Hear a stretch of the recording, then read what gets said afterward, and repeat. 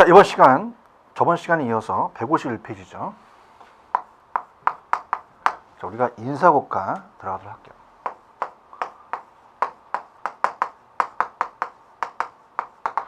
자, 인사고가의 밑에 보시면 의의와 목적, 의의. 자, 인사고가란 종업원의 태도와 설격, 그다음 적성들을 판정하고 종업원의 직무 수행상의 업적, 성과를 측정해서 종업원의 능력, 현재 능력과 잠재 능력도 중요하죠. 파악하는 과정을 말한다. 따라서 인사고가는 태도고가, 업적평가, 능력고가로 구분될 수 있다.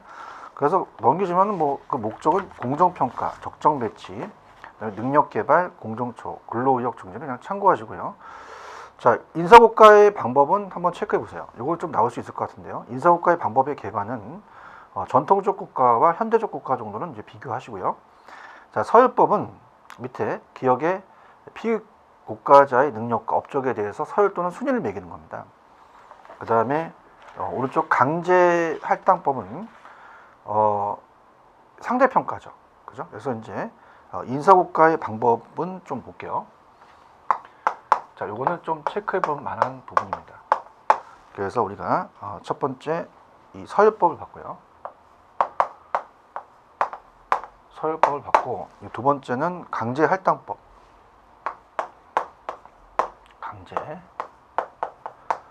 강제할당법. 자, 강제할당법은 이제 우리가 요거는 이제 상대평가죠. 상대평가다. 이렇게 봅니다. 그래서 사전에 정해놓은 비율을 따라서 피고가자를 강제로 할당해서 피고가자의 수가 많을 때 서열법의 대안으로 이제 주로 사용하는 거죠. 관대한 경향이나 중심화 경향 같은 규칙적 오류를 방지할 수 있다는 또 장점이 있다. 그 다음에 평정척도법. 평정척도법. 자, 이거는 이제 밑에 피고가자의 능력과 업적을 우리가 각 평가 요소별로 연속 척도 또는 비연속 척도에 의해서 평가를 먹습니다. 일반적으로 가장 많이 사용하고 있는 인사고가예요. 가장 많이 사용한다. 가장 많이 사용한다. 그 다음에 이제 대조법이라는 것은, 자, 이것도 정의만 봅니다. 자, 밑줄만. 대조법은 이 직무상의 표준 행동을 구체적으로 표현한 문장을 리스트로 만들어서 평가자가 해당 사항을 체크해서 피고가자를 평정하는 방법이다. 그 다음에 중요 사건 서술법도 제목만 가지고 가세요. 자, 이거는 이제 어떻습니까? 우리가 피고가자의 효과적이고 성공적인 업적뿐만 아니라 비효과적이고 실패한 업적까지도 구체적인 행위와 예를 기록하였다가 이 기록을 토대로 중요 사건을 서술하는 것이다. 이렇게 보시면 되고, 그 다음에 넘겨보시면 이제 우리가 밑에 보시면은, 자, 요거는 이제 계속 출제가 돼요. 별표 표시를 하나 해놓으세요. 요거는 이제 나오는 부분이 정해졌다 그랬잖아요. 제가 인적 평정 센터법입니다. 센터법. 자, 요거 위주로 좀 가지고 가세요. 계속 출제가 되고 있어요. 계속 출제가 된다. 출제 빈도가 높습니다. 그래서 이제 최근에 출제가 되는데, 우리가 인적 평정 센터법은 밑에 평가를 전문으로 하는 평가센터를 만들어서, 그래서 여기에 다양한 자료를 활용하여 고가하는 방법이라고 볼 수 있어요. 주로 중간관리층의 승진 목적이 고가로 활용되죠. 그 다음에 이제 넘기시면은, 자, 8번도 우리가 체크해 볼게. 요게 이제 중요한 게 MBO라는 게 앞에서 중요했어요. 그래서 목표에 의한 관리. 목표에 의한 관리가 참 중요했습니다. 요게. 그래서 요게 이제 MBO라고 그랬었죠. MBO. 그래서 얘는 목표 설정과 결과를 대한 평가를 종업원이 참여합니다. 여기가 핵심 포인트죠. 종업원이 참여. 직접 참여하는 것이다. 이게 핵심입니다.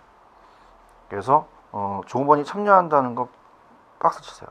참여하여 평가하고자 하고 고가하는 기법이다. 그래서 각 업무 담당자가 첫째, 우리가 상급자로부터 각종 정보를 제공받아서 자신의 목표를 측정 가능 목표로 설정하고, 둘째, 상위자와에 대한 그 협의입니다. 상위자와 협의를 한다는 게 중요하죠.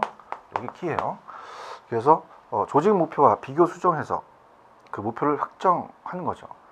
셋째는 업무를 수행하여 기말에 업무 수행 과정과 결과를 목표와 비교 평가하고, 넷째, 상황적 요인을 검토하고 문제점 및 개선점을 공동으로 검토해서 다음 해의 목표 설정은 4가지 단계로 설명할 수 있다라고 보고요. 그 다음에 뭐 행위 기준 국가법은 그냥 제목만, 행위 우리가 기준 국가법 제목만 가지고 가세요. 그래서 우리가 어떻습니까? 그 구성원이 실제로 수행하는 구체적인 행위에 근거해서 구성원을 평가합니다. 그래서 신뢰도와 평가의 타당성을 높이는 국가 방법이다. 또 바스라는 게 있어요. 바스, BAIS. 직무 중심으로 작성된 것이기 때문에 평가될 모든 성과의 차원은 이제 관찰 가능한 행위이다. 그래서 밑에 개발 목적에 유용하다 그냥 보고요. 인적 자원 회계라는 게 있죠. 그래서 인적 자원 회계도 하나의 방법이다. 자원 회계. 그래서 이것도 인적 자원을 기업의 자산으로 파악해서 평가한다는. 그래서 회계라는 게 있어요. 그래서 인적 자원을 대체제표와 우리가 대체제표가 이 손익계산서는 재무관리 파트, 인사고과 다음에 재무관리죠. 그래서 대체제표가 재무상태표로 바뀌긴 했어요. 이 손익계산서에 나타내는 과정에서 국가되는 것이다. 이렇게 보시고요. 그 다음에 자 지금 우리가 이 방법에는 이 서열법, 강제활동법이 상대평가고요. 평정척도법이 가장 많이 사용되며 인적평정센터법이 가장 출제 빈도가 높고, 그 다음에 목표예산 관리가 또 나온다. 목표예산 관리는 종업원이 참여하는 상위자와의 협의다. 이렇게 해서 여기도 이제 출제 빈도가 높은데 또 높은 부분이 있어요. 자, 그 방법을 봤고요. 그 다음에 이제 우리가 이 154페이지 보시면 자, 뭐에서 많이 출제가 되냐면 인사고과에 대한 오류입니다. 3.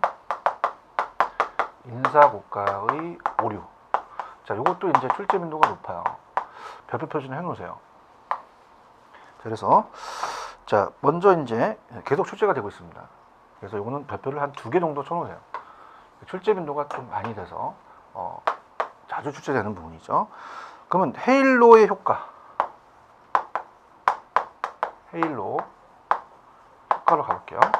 자, 밑에 헤일로 효과는 어느 한 분야에 있어서 어떤 사람에 대한 호의적인 비호의적인 인상이 그 사람에 대한 다른 분야의 평가에 영향을 준다는 영향이 되는데요. 또 현혹 효과 또는 후광 효과라고도 해요. 그러니까 현혹 효과, 현혹, 후광. 자, 그럼 어떻습니까? 우리가 그 예를 들어서 면접을 보는데 굉장히 이제 그 훈남이 있죠. 잘생겼습니다. 그래서 그 사람이 딱 들어왔는데 좀 막 후광이 나, 아우라라고 그러죠. 그럼 이거 딱 봤을 때 아, 저 사람은 좀 이렇게 좀 이 후광이 있구나라는 거를 가지고 평가한다는 거예요. 그래서 니은의 헤일로 효과는 밑에 디귿에 이 헤일로 효과를 줄이기 위해서는 평가 항목을 줄이거나 여러 평가자가 동시에 평가하도록 해야 되죠. 좀 더 객관적으로 이제 해야 됩니다. 주관적 개입이 너무 많기 때문에 그래요. 그 다음에 오른쪽에 155페이지 상동적 태도라는 것은 상동적 태도 가볼게요. 자, 얘는 그 헤일로 효과와 유사하지만 헤일로 효과가 어떤 한 가지 특성에 근거한다는 데 반해서 상동적 태도는 한 가지 범주에 따라 판단하는 오류이다. 즉 상동적 태도는 그들이 속한 집단의 특성, 집단의 특성에 근거를 가집니다. 자, 그래서 다른 사람이 판단하는 경향이죠. 한국인은 매우 부지런하더라. 미국은 개인주의다. 흑인은 운동 소질이 강하다. 이탈리안들은 이제 여자한테 친절하고 정열적이고 판단한다는 거죠. 그러니까 예를 들어서 뭐 브라질 하면 축구, 한국 사람은 부지런하다, 일본은 친절하다. 뭐 이런 식으로 이제 너무 상동적 태도를 갖는다는 얘기죠. 그다음에 세 번째는 항상 오차라는 겁니다. 그래서 항상이라는 것은 꾸준히죠. 꾸준히 오차가 발생한다는 건데 우리가 그 고가 평정자가 실제로 평정을 할 경우에 일어나기 쉬운 가치 판단 상황의 심리적인 오차입니다. 그래서 가장 많이 나타나는 것으로 관대화 경향과 중심화 경향이라는 게 있어요. 그래서 관대화 경향. 자, 우리가 관대화 경향이라는 것은 자기가 좀 올려주는 거예요. 이 부서를 일을 잘한다. 우리가 이제 끌고 가는 거죠. 그래서 갑돌이하고 을돌이하고 병돌이가 있는데 다른 부서는 막 점수를 안 주지만 자기 부서가 얘가 만약 92.2, 99.3, 뭐 98, 90.4 누가 봐더라도 이건 다 올려준 거죠. 다른 부서는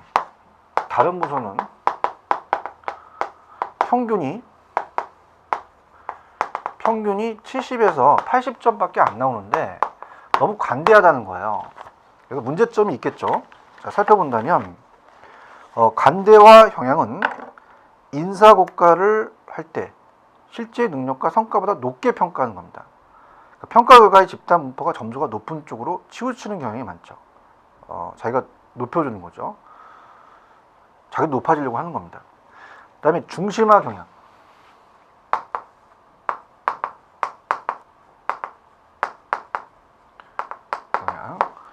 얘는 인사고과를 할 때 대부분의 평가자가 중간 또는 보통으로 평가와 평균치를 집중하는 경향이 일어난다. 너무 틀리지도 않고 낮지도 않고 중간 정도라죠. 중간 정도다. 이렇게 체크하시면 되고, 그 다음에 우리가 디귿번은 가혹화 경향.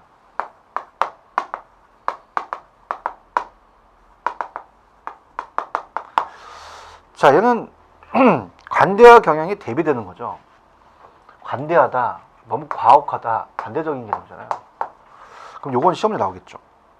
그래서 관대화 경향이 대비되는 건 뭐니? 이렇게 고가 평정자가 평가 점수를 전체적으로 평균보다 낮게 평가를 하는 경향이죠. 그죠? 그다음에 이제 리을은 뭐 항상 오차의 해결이다 라고 본다면, 자, 항상 오차를 피하기 위해서는 우리가 정규분포라는 거 아시잖아요. 그래서 정규분포를 기준으로 우리가 피평가자의 평가 등급 또는 점수를 일정 비율로 강제 할당하는 방법을 사용합니다. 그죠? 90점은 몇 명, 80점은 몇 명, 그 다음에 70점은 몇 명, 뭐 이렇게 점수를 매기는 경우도 이제 있어요. 그러니까 우리가 보통 사이버대학교 개공교수로 있는데, 이 사이버대학교는 이제 점수를 매길 때, 자, 우리가 이제 온라인상으로 하기 때문에 이런 것들을 이제 씁니다. 그래서 우리가 평생교육원에 대한 그 점수를 매길 때도 뭐 얼마 점수를 이제 매길 때 점수가 나와줘야 돼요. 90점은 얼마, 80점은 얼마, 70점은 얼마 이렇게 해서 점수를 매기는 인원수를 정하라고 얘기를 합니다. 그럼 왜 그러냐면 너무 또 점수가 많거나 낮으면 안 되기 때문에 그 오차의 해결 방안을 또 따져봐야겠죠. 이렇게 보이고요. 그 다음에 전체적인 걸 봤을 때는 이제 이 항상 오차를 받고, 그 다음에 네 번째는 논리 오차죠. 논리 오차. 자, 그래서 우리가 논리 오차는 그냥 이것도 제목만 이제 가져갑니다. 그래서 논리 오차는 어때요? 각각의 고가 요소 간에 논리적인 상관관계가 있으면 그 양자 안에 있는 요소 중에서 어느 하나가 투출할 경우에 다른 요소 그러하다고 속하다는 경우는 이제 논리 오차다 이렇게 보고, 그 다음에 이제 또 대비 오차라는 게 있죠. 일단 제목을 다 적어 보겠습니다. 다섯 번째는 대비 오차. 이것도 우리가 제목만, 인사고과에 있어서 고가 평정자가 자신과 비교해서 대체적으로 전반대의 경우를 평가하는 방법이 이제 대비다 이렇게 보시고요. 그 다음에 유사효과 6번 유사효과.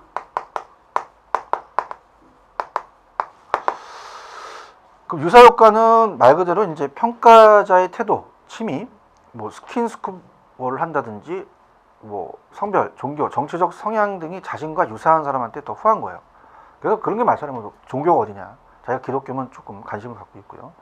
뭐 취미가 뭐냐, 스킨스쿠버라든지 뭐 골프다, 뭐 이런 것들, 수영이다, 뭐 이런 것도 자기가 좀 똑같으니까 이 사람한테 좀 후하다는 거죠. 그래서 종교를 가진 사람은 처음 만난 사람이라도 호의적으로 평가할 수 있다 이런 거고요. 기인상에 대한 오류. 이것 번째. 기인상의 오류. 기는 복귀한다. 원인이 복귀되는 거죠. 그래서 원인이 복귀되는. 그래서 어떤 사람이 어떤 잘못된 행동을 했을 때 그 행동의 원인을 찾아보는 거예요. 그것이 의도적이냐, 또 심한 감정에서 한 거냐. 그래서 그것이 의도적이 아니었다면 덜 비판적이거나 온정적으로 판단한다는 거죠. 그러니까 뭐 예를 들어서 이제 강의가 좀 지루하시죠. 그래서 지하철에서 만원버스에서 만약에 어떤 여성분이 아주 이뻐요. 호감적이 생기신 분이 만약에 저한테 이제 하이힐 신고 옆을 확 밟았어. 근데 만원버스에서 밟은 만원 지하철 밟은 건 당연한 거죠. 거기다가 뭐 화를 내거나 막 그러면 안 되잖아요. 그래서 관대할 수 있는데 뭐 갑자기 뭐 가다가 어떻습니까? 좀 이상한 여자를 만났어요. 얼굴은 괜찮은데 힐 갖고 와서 의도적으로 확 밟아버려. 그럼 이건 진짜 열받는 거죠. 그래서 그런 것들에 대한 것들이 다른 거죠. 그런 걸 한번 보세요. 그래서 강의가 좀 지루할 수가 있어요. 그래서 가끔가다 그런 또 재밌는 얘기를 할 테니까 따라오시고. 그래서 여기서 인사고과에 대한 오류가 출제 빈도가 높아요. 그래서 실질적으로 뭐 문제를 다뤄본다는 것은 여러분들이 이제 조금 문제가 좀 찾기가 좀 또 많기 때문에 자, 여기서는 여러분들이 이제 자체적으로 여러분들이 이제 내용만 좀 보면서 마치도록 하겠습니다. 여기 부분은 인사고과에 오류가 많이 나옵니다. 그래서 계속 출제되는 게 이제 인사고과에 오류인데 헤일로, 현혹, 후안이라는 것은 다시 여러분한테 말씀을 드리면 아우라가 나와 훈남이야. 아 그럼 쟤는 진짜 괜찮다. 얼굴도 잘생긴 게 또 일 잘하더라. 상동적 태도는 뭐 예를 들어서 뭐 한국인은 매우 부지런하다. 미국은 개인적이다. 이런 것도 있죠. 경상도는 어떻고 전라도는 어떻고 막 이렇게 하겠죠. 근데 항상 고쳐라는 것은 꾸준히 나타나는 관대한 경향. 우리가 내 부서를 잘해준다. 그죠? 그래서 막 올려줘. 뭐 이런 것들은 이제 다른 부서와 안 맞아. 이런 것도 이제 관대하고, 그 다음에 어떻습니까? 중심화는 이제 중간 정도. 가혹화는 이제 어떻습니까? 관대화의 반대죠. 가혹하게 법을 내리는 거고, 항상 고차의 해결 방법은 이제 어떻습니까? 몇 점은 몇 명, 몇 점은 몇 명 이렇게 가는 게 낫다. 논리 오차가 있고 대비 오차, 유사 효과가 있으며 기인상의 오류까지 말씀드렸죠. 자, 이렇게 음을 보시면 됩니다. 그 다음에 자, 이렇게 해서 여러분들 이제 살펴봤고요. 그 다음에 이제 다음에 보는 인적 자원의 그 확보 활동이라는 것은 거의 출제 빈도가 그렇게 높지는 않아요. 그죠? 그래서 여기는 그냥 우리가 제목만 이제 한번 적어 놓고요. 쭉 읽는 방식으로 하겠습니다. 156입니다. 나오지 않는 부분은 굳이 뭐 여러분들이 할 필요는 없어요. 근데 그렇다고 해서 뭐 우리가 안 나오는 게 아니라 낼 수도 있기 때문에 여러분들이 그래도 이 제목 기준을 갖고 가셔야 돼요. 그래서 인적 자원의 확보 활동입니다. 인적 자원의 확보 활동. 확보 활동은 어떻게 되냐? 제목만 놓고 그냥 쭉 나가도록 할게요. 그럼 인적 자원의 계획의 밑에 계획의 의의만 기억. 인적 자원의 계획이란 조직에서 필요한 인적 자원을 적시에 확보하기 위한 인적 자원 관리 기능을 말합니다. 그래서 밑에 2번의 계획의 과정은 뭐 전략적 계획 확인, 인적 자원의 수요 예측과 공급 예측, 인적 자원의 가부적을 평가하고, 그 다음에 오른쪽에 인적 자원의 예측 기법 정도는 그냥 밑줄 쳐보세요. 외부 인적 자원의 확보 관리를 위해서는 인적 자원의 수요에 대한 예측을 해야 돼요. 얼마만큼 있는지, 사내 인적 자원의 이동에 의한 조정 계획에 따라 내부 조정을 또 하고, 또 사회 인적 자원의 조달 계획을 또 세웁니다. 그래서 인적 자원의 수요 예측을 하고 공급을 예측을 한다 정도만 알아두시고, 뭐 채용 관리라는 자체는 뭐 의 정도 밑에 기업의 목적 달성을 위해서 필요한 인력을 조직 내로 유인해서 우리가 적재적소에 배치하는 과정을 채용하는 겁니다. 그래서 모집 선발 배치 이런 식으로 이제 보시고, 그 다음에 넘기시면은 뭐 모집 관리는 뭐 내부 모집과 외부 모집이 있고, 그래서 선발 관리는 뭐 시험을 볼 수 있고 면접 인터뷰를 합니다.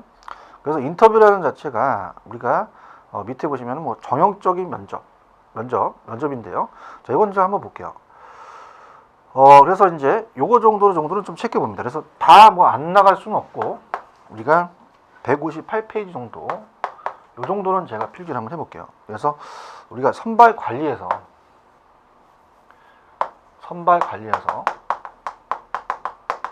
만약에 물어본다면 그 기억 시험도 있고 이은 면접이 있지만 면접법에 대해서 물어볼 수 있겠죠. 그래서 우리가 정형적인 면접,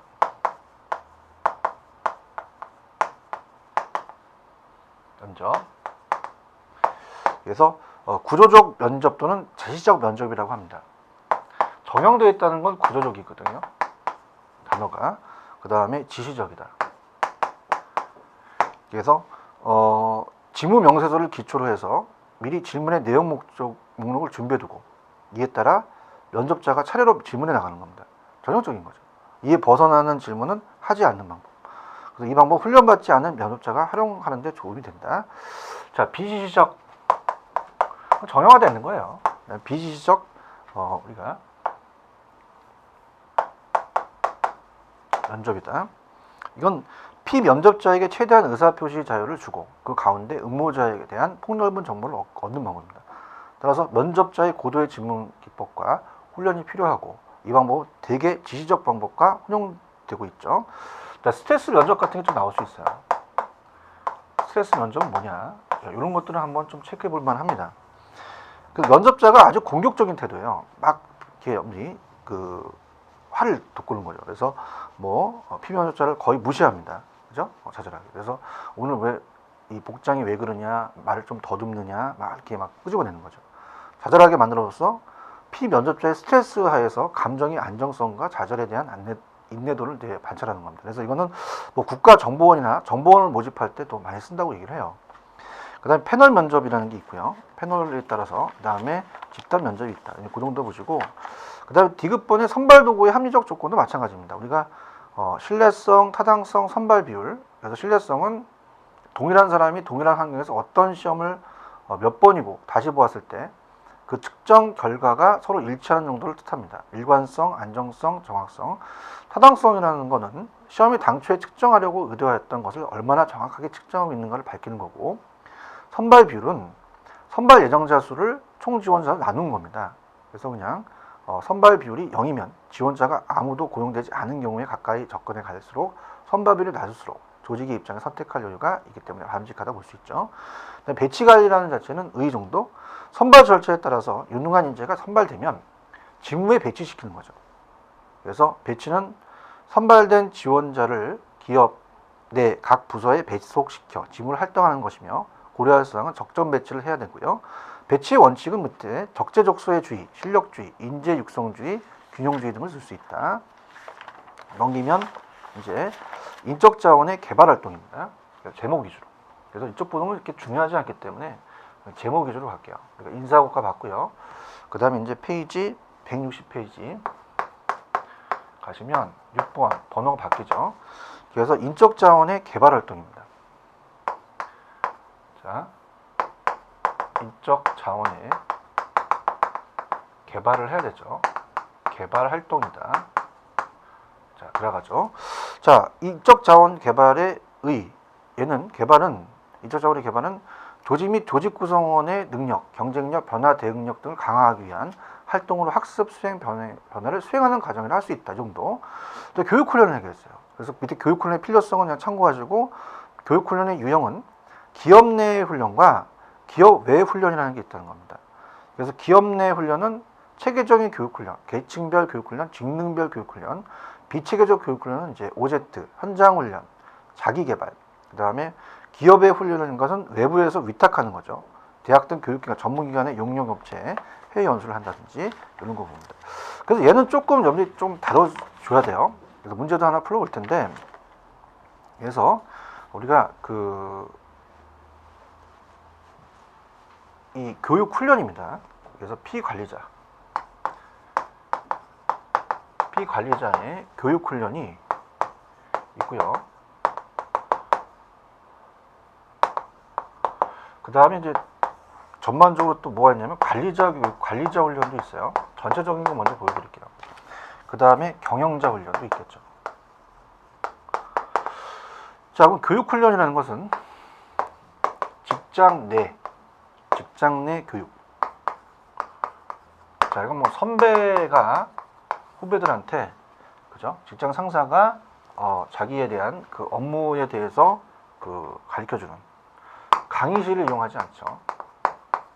직접 하는 거기 때문에. 그 다음에 직장 외. 그래서 이제 위에 있는 걸 OJT라고 합니다. 그 다음에 직장 외 교육이다. 그래서 오프 JT라고 하는데, 자, 이건 외부기관 강의실을 이용하겠죠. 이런 식으로 한번 보세요. 관리자에 대한 관리가 있겠고, 그 다음에 이제 경영자에 대한 관리는 나중에 감수성 훈련 등 이런 것들을 이제 또 배우실 겁니다. 자, 그러면 161페이지에 나와 있는 그 박스가 중요합니다. 그래서 직장 내 교육과 직장 외 교육이 우리가 161페이지 여기에다 별표를 하나 쳐놓으세요. 자, 여기 이제 비교하는 게 시험 문제가 나오는데요. 자, 일단은 가볼게요. 자, 그래서 훈련 대상자별 교육 훈련 분류입니다. 일선 종업원에 대한 훈련은 어떻게 돼요? 우리가 직장 내 교육 훈련은 OJT죠. On the Job Training.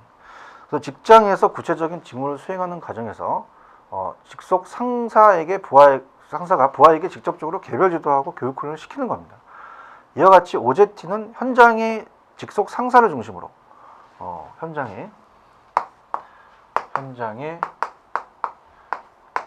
직속 상사가 이제 아까 선배이죠. 그래서 선배 중심으로 하는 라인 담당자를 중심으로 해서 이루어진다. 직장 외 교육 훈련은 오프 더 잡 트레이닝. 그래서 교육 훈련을 담당하는 전문 스태프의 책임하에서 집단적으로 교육 훈련을 실시하는 겁니다. 그래서 이 훈련은 기업 내의 특정한 교육 훈련 시설을 통해서 실시되는 경우도 있고, 기업 외의 전문적인 훈련 기관에 위탁하여 수행되는 경우도 있어요. 그래서 이 방법은 현장 작업과 관계없이 계획적으로 훈련할 수 있도록 우리가 그 자격증을 가지고 있다. 그래서 훈련 결과를 직무 현장에서 곧 활용하기 어렵다는 또 단점이 있는데, 자, 요거는 이제 우리가 일단 내용을 이제 살펴본다면 이 두 가지에 대한 비교가 상당히 중요해요. 그래서 두 가지를 이제 우리가 비교한다는 자체를 믿고 나중에 뒤에 문제에 나와 있는 부분을 한번 보시고요. 그 다음에 이제 그 감독 경영, 하위 경영층 훈련 이런 게 있죠. 그래서 이제 그 문제를 좀 살펴본다면, 제가 이거는 준비를 안 해왔기 때문에 한번 쭉 보겠습니다. 그래서 우리가 이제 내용들을 본다면 자, 이거는 365페이지 갑니다. 365페이지 우리가 그 8번 문제입니다. 이건 풀고 갈게요. 자, 8번 문제로 간다면 다음 교육훈련 기법 중 직장 외 교육훈련에 관한 설명입니다. 이에 대한 설명을 바르지 못한 것은, 자, 1번인데요. 현장 직속 상사를 중심으로 하는 라인 담당자로 하는 것은 직장 외잖아요. 내잖아요. 내. 그래서 직장 내와 직장 외를 바꿔낼 수도 있습니다. 그래서 이 문제를 가지고 체크하세요. 그래서 정답은 1번이라는 거 체크를 하시고요. 그 다음에 이제 감독 경영층 훈련. 그죠? 그래서 이거는 우리가 밑에 니은 번은 그냥 밑줄만, 감독자의 직장 외 교육 훈련 중 대표적인 것으로 TWI라고 해요. 그래서 이것은 주로 생산 부문의 일선 감독자를 조직적으로 훈련시키기 위한 단기 훈련 방법으로서 작업 지도, 작업 개선, 부하 직원 통솔 등의 3개의 기능 부분에 관한 것이 주된 교육 내용입니다. 그 다음에 중간 경영층 훈련이라는 것은 밑에 직장 외 교육 훈련으로서 MTP라고 들 수 있고요. 그 다음에 니을번은 최고 경영층 훈련이 중요하겠죠. 경영자. 그래서 이 최고 경영층에 관한 직장 외 교육 훈련으로서 ATP라고 합니다. 그래서 ATP의 교육 내용은 당연히 최고 경영자로서 갖춰야 될 자질을 함양하는 데 필요한 경영 계획이나 조직화, 조정 및 운영 분야는 좀 포괄적이잖아요. 그래서 이런 것들을 이제 염지 체크해 보시면 돼요. 그래서 그 정도 보시면 되고, 그 다음에 이제 경력 관리라는 자체는 좀 내용 파트가 좀 다르죠. 그래서 이거는 이제 경력에 대한 것이 좀 내용이 있습니다. 그래서 이거는 이제 제가 다음 시간에 이제 해드리도록 하고요. 자, 이번에는 이제 그 내용들 중에서 어떤 것들이 중요했던지를 찾아보겠습니다. 그래서 지금 우리가 151페이지 인사국가를 19강에서 했었죠. 그래서 인사국가라는 자체는 어디가 중요하냐면 페이지 152페이지로 가시면 인사국가의 방법이 있었어요. 그래서 서열법, 강제할당법, 그 다음에 평정척도법 이런 게 있었죠. 요거를 좀 깊게 보세요. 그래서 우리가 내용들을 살펴본다면 강제할당법이 상대적 평가고 우리가 이제 중요한 것은 제가 인적평정센터법이 최근에 출제가 많이 된다 그랬어요. 목표에 의한 관리도 보시고 그 다음에 인사고과에 대한 오류죠. 그래서 인사고과에 대한 오류가 우리가 넘겨보시면은 페이지 154페이지입니다. 그래서 헤일로 효과, 그래서 현혹 효과, 후광에 따라서 상동적 태도, 항상 오차라는 것은 어떤 게 있는지, 관대화 경향, 중심화 경향, 가혹화 경향, 항상 오차 해결 이런 것들을 보시고 그 다음 7번에 넘기시면 기인상의 오류 같은 거 제가 이제 힐을 신은 여성분이 의도적이냐 아니냐를 얘기했었죠. 그 다음에 인적 자원의 확보 활동은 그렇게 중요하지 않습니다. 그래서 쭉 넘겨보시면은 158페이지 가시면 선발 관리의 면접의 전형적인 면접과 비지시적 스트레스 면접 같은 거는 좀 한번 봐두시고요. 그 다음에 넘겨보시면은 제일 중요했던 게 161페이지죠.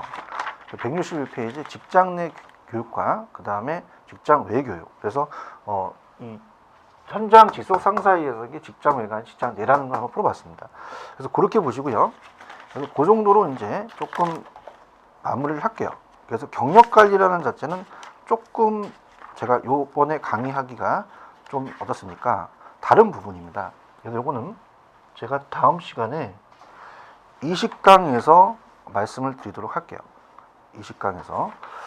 그래서 이제 경력 관리라는 자체를 조금 이제 말씀을 드린다면 이 경력 관리라는 자체는 경력 사원들의 관리죠. 그래서 그걸 보고 그다음에 이제 어떻습니까? 우리가 경력 관리가 마치면 인적 자원의 보상, 임금에 대한 걸 이제 볼 거예요. 다음 시간에는 재밌죠. 임금에 대해서 또는 복지 후생 관리와 특수 임금 제도라든지 인적 자원의 유지.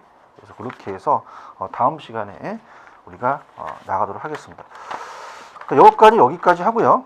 그 다음에 161페이지에 나와 있는 경력 관리는 다음 시간 20강서부터 들어가도록 하죠. 자, 여기까지 하겠습니다. 20강에서 만나 뵙죠. 감사합니다. 고맙습니다.